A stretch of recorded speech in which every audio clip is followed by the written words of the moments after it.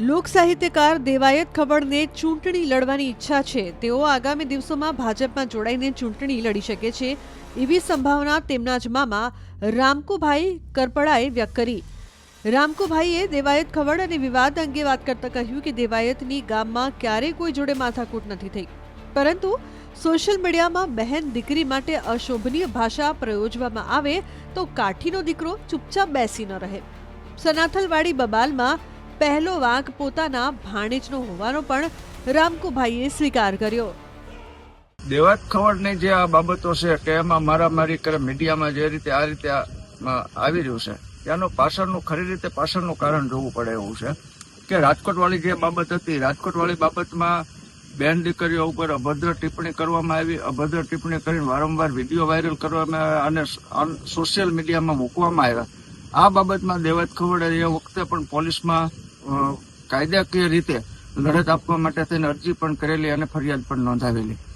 તેમ છતાં પોલીસ દ્વારા કોઈ પણ કાર્યવાહી કરવામાં ન આવી, એટલે ન કરવામાં આવી એટલે ના છૂટકે આ કાયદો હાથમાં લેવો પડ્યો અને આ પરિસ્થિતિ સર્જાણી। આનું મૂળ કારણ જે છે એ સોશિયલ મીડિયા છે। સોશિયલ મીડિયા ઉપર આવી કોઈ અભદ્ર ટિપ્પણી થતી હોય કે ગાળાગાળી થતી હોય તો પોલીસને આ બાબતમાં તાત્કાલિક પગલાં ભરવા પડે અને આવા જે લોકો છે એ લોકોને બંધ કરવા પડે।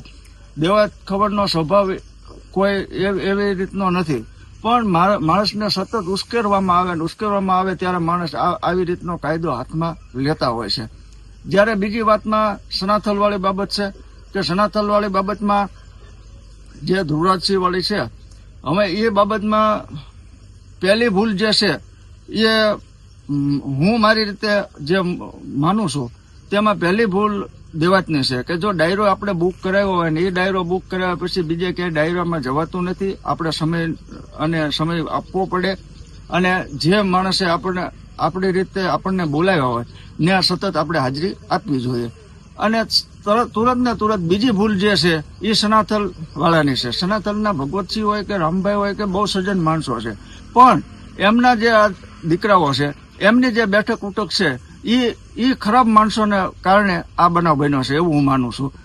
બાકી આ જે રામભાઈ હોય કે ભગવતસિંહ હોય એ માણસો રીતે સજ્જન માણસો છે, પણ જે એક્શન લીધા એટલે એક્શનનું તો રિએક્શન મળવાનું જ છે અને એમાં પણ સમાધાનની પ્રક્રિયાની વાત ચાલતી હતી, થઈ પણ જાય, પણ આ લોકોએ સતત સનાથલવાળાએ વિડીયો અને અપલોડ કર્યા અને ઉશ્કેરણીજનક જે ભાષાનો પ્રયોગો કરવામાં આવ્યા એના કારણે પણ આ બનાવ બન્યો। બાકી તો બેન દીકરીઓ ઉપર કોઈ પણ અભદ્ર ટિપ્પણી થાય કોઈ સહન કરે નહીં। અને બીજું તો અમારી જે કાસ્ટ છે એ કાઠીઓમાંથી આવીએ છીએ, એટલે કાઠીઓ ગમે એ પદ માથે હોય કે ગમે એ સ્ટેજ માથે હોય એને પાટું મારતા કોઈ પણ બેન દીકરીનું અપમાન થતું હોય તેને પાટું મારતા વાર લાગતી નથી। અને આવી રીતે ઉશ્કેરણી થઈ અને દેવાયતના સ્વભાવમાં એવી કોઈ છે નહીં। આ અમારા જ ગામમાં છે તો એ ગામમાં એક પણ બનાવ એને કોઈ હારે માથાકૂટ નથી, ત્યારે અહીંયા જતા માથાકૂટ શા માટે થાય છે? જેનું મુખ્ય કારણ છે એ સોશિયલ મીડિયા છે અને સોશિયલ મીડિયા થકી આ માથાકૂટો અને આ બધા સર્જાતું હોય છે અને કાયદો હાથમાં લેતો હોય છે।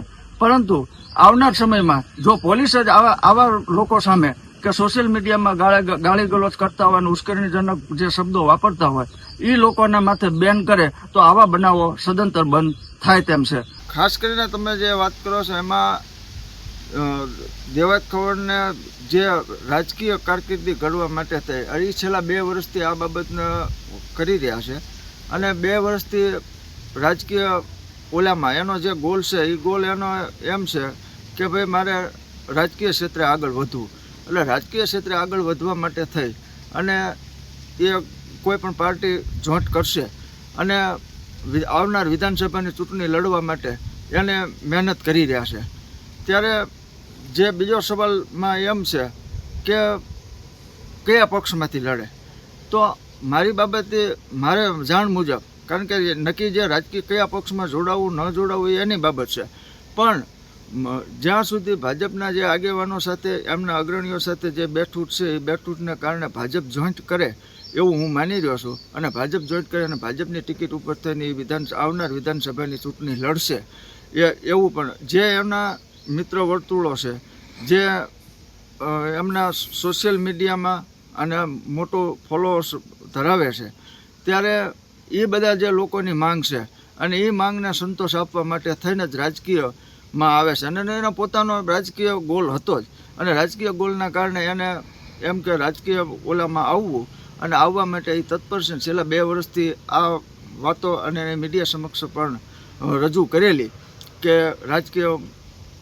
ઓલામાં ચૂંટણી લડવી, પણ કયા પક્ષમાં લડવી એ એનું મંતવ્ય છે. એટલે આવનાર સમયમાં એ કહેશે કે કયા ઓલામાં, પણ મારા મત મુજબ જે એમની બેઠું છે અને જે રાજકીય આગેવાનો આરે એમના ઘેરાબો છે એમાં પ્રથમ નંબર પ્રાયોરિટી ભાજપને આપવામાં આવશે એવું હું માની રહ્યો છું, અને ભાજપમાંથી જ વિધાનસભાની ચૂંટણી લડશે.